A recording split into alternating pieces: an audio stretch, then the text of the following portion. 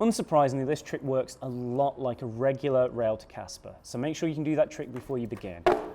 You also should be able to 950-50 comfortably and consistently before you even think about doing this.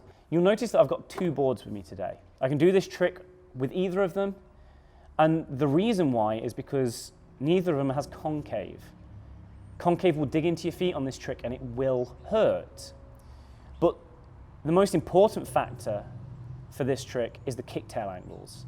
My Pro model is double kick, but it has very mellow kicktails, which makes it very easy to scoop up onto the truck.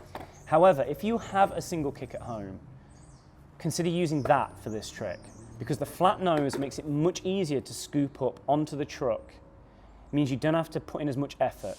So, this is one of the few tricks where I much prefer a single kick. I love them both, but this one works so much easier on a single kick than anything else. If you are doing this on a single kick, you actually want the board the wrong way around. Assuming you're going to be standing on your back foot, here my right leg, then you want the flat nose to be at that end of the board. The back foot position is actually really specific for this trick, and it's somewhat hard to illustrate on camera. My foot is in more or less the same position it always would be on the rail, i.e. the deck itself is in the arch of my foot. But what I'm doing is I'm bringing my foot slightly further in this way. Not far, I'm not coming all the way into the middle, but just slightly to the left. What that means is the ball of my big foot is pressing against this edge of the wheel. I can feel it hitting the bone. That there gives me just enough leverage, just enough control, just enough to pull with that I can scoop up to the truck. If I have it in a more relaxed, natural position, I won't have that leverage. It's all about getting that bone pushing right up on the side of the wheel. The front foot also has to move slightly compared to the rail to Casper. When I go into Casper, I aim to touch the bottom of these bolts with my toes. When I want to get on the truck, I come slightly in front of them, slightly into the crook here of the tail, into this curve. That gives me something extra to pull up against, to lever the board onto the truck.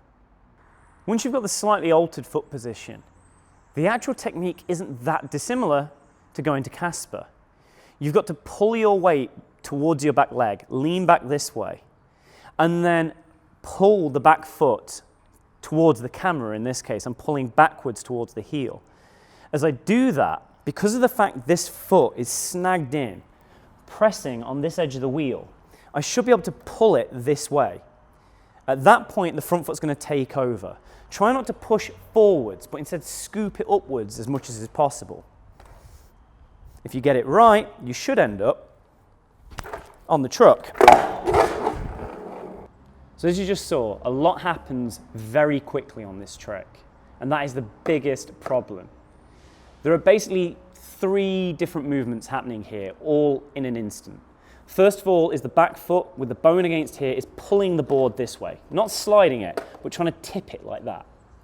At the same time, that foot's then got to pull backwards to tip the board this way so that you can roll it round onto the truck. Luckily, that roll of the foot basically does itself. As long as you pull back and tip this way, it will just fall onto the truck. The problem then becomes that this foot taking over and lifting the board up has a tendency to push the board into a spin. It's very hard to keep everything in a straight line. You can rein that in to a certain degree by keeping your shoulders in line. Try not to bring your front shoulder around because that will accentuate this movement and you want to avoid that as much as possible. Even when you understand and have mastered the movement, there is another hurdle to overcome, and that is getting the board high enough for it to actually feel like a 950-50. One of the problems that I had learning it on a double kick was that it's very easy for it to stay super low, which makes it really difficult to balance and to do anything with. It also puts a lot of strain on the front foot because a lot of weight is on top of it. The solution to that is to treat it like a rolling no-handed 50-50. When you do a rolling no-handed 50-50, you have to squat, and then the straightening of the legs is what helps you pick it up. It kind of sends you weightless for a split second. The same thing has to happen here. You're going to get into position, get everything right, start pulling the board back, but you have to squat, really bend those knees. And then in the as you scoop it up, as you pick it up, that's when you straighten your legs to pick it up.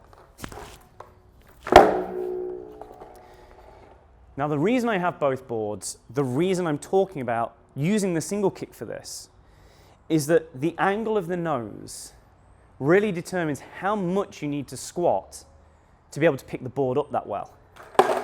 On a single kick, it is much easier and takes a lot less effort. Sorry, board, I'm going to have to get you out of the way for a second.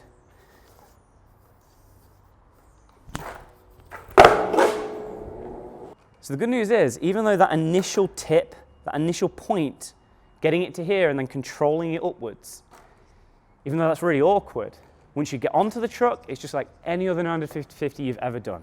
Same rules apply. Sling your hips out slightly, lean back a little bit, keep your legs straight, and then flip out whichever way you choose. I tend to find that it's easiest to pull these end over end in much the same way you would to get out of a rolling 950-50, but really, it's all up to you. The possibilities are endless.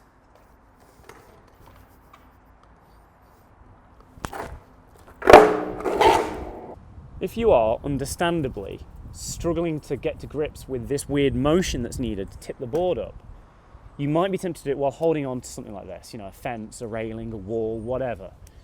With the idea being that you can hold yourself on that, take some of your weight off the board and use that to get used to picking it up. The problem is, it doesn't really teach you how to do the trick. At best, it will show you the first part, how to tip the board to here. But part of this trick, in fact the biggest part of it, is the way in which your weight shifts. It's an integral part of making this work, and you will never learn that if your weight is held by your arms on a rail. Moreover, even if you do figure out how to pick it up this way, if something goes wrong, and believe me with this trick, it is very likely to go wrong, all that's going to happen is you're going to fall forward and hit your chin off the bar. You're actually more likely to get injured holding onto something than just trying this in an open space. So don't waste your time. One last point. It's very important.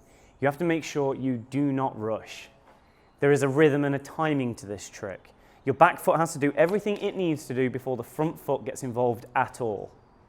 If you scoop up with the front foot too fast, all that's going to happen is the board is going to, at best, roll over, or at worst, fly away from you. Something along those lines. That's very over-exaggerated, but that's what will happen if you get the timing wrong. You have to make sure your back foot has pulled the board towards you, tipped it on, well, first tip it that way, then pull it towards you, and started to roll to the truck before the front foot lifts and pulls you up into a solid 950-50 position.